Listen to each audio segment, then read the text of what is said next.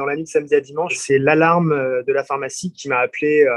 Ils m'ont appelé, ils m'ont dit texto, le bâtiment est en train de se faire piller avec les capteurs de mouvement. Il y a du monde dans tout le bâtiment. Et 5 minutes après, la gendarmerie m'a appelé. Ils m'ont dit que le centre-ville était inaccessible, qu'ils ne pouvaient même pas y accéder puisqu'ils étaient en train de se faire tirer dessus.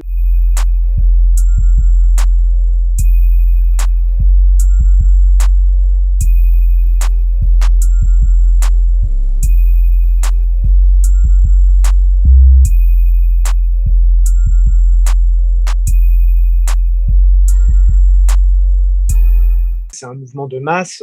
À côté de chez moi, le PMU a été brûlé. La police municipale a été complètement brûlée. On a du mal à estimer encore ce qui a été volé puisque la pharmacie elle est mise à sac. Ça a été des produits de parapharmacie, des couches, du lait, des préservatifs, des trucs comme ça. Mais finalement, le plus gros préjudice, c'est les dégâts de ce qui est dégradé, en fait. Alors, à première vue, ça semble finalement assez minime puisque il reste quand même beaucoup de produits sur place. Plus on avance, plus il y a des choses. Alors, ce qui complique le tout, c'est qu'ils ont voulu mettre le feu, les gens, donc ils ont mis du gasoil partout.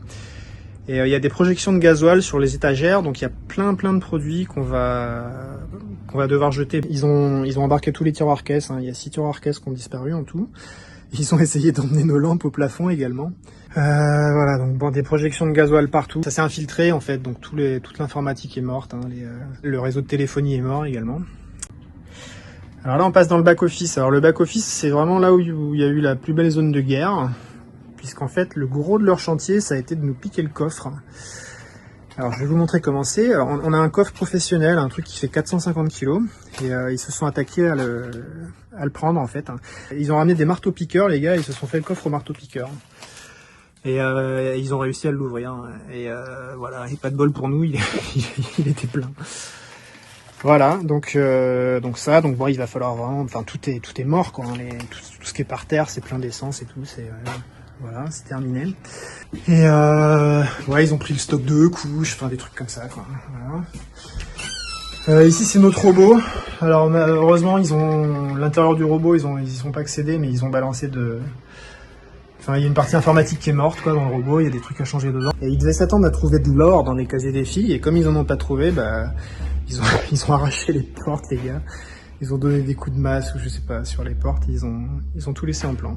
Ça n'a rien à voir avec le fait que ce soit la pharmacie ou qu'on vaccine ou quoi que ce soit, c'est un mouvement général. C'est des jeunes, en fait, c'est des ados, j'ai envie de dire.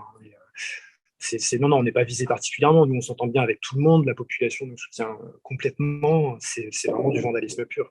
C'est pas du tout lié à la pharmacie. Et on a vraiment une vague de messages de soutien, mais qui est juste incroyable. La quantité de messages qu'on retient, les gens sont vraiment tous derrière nous.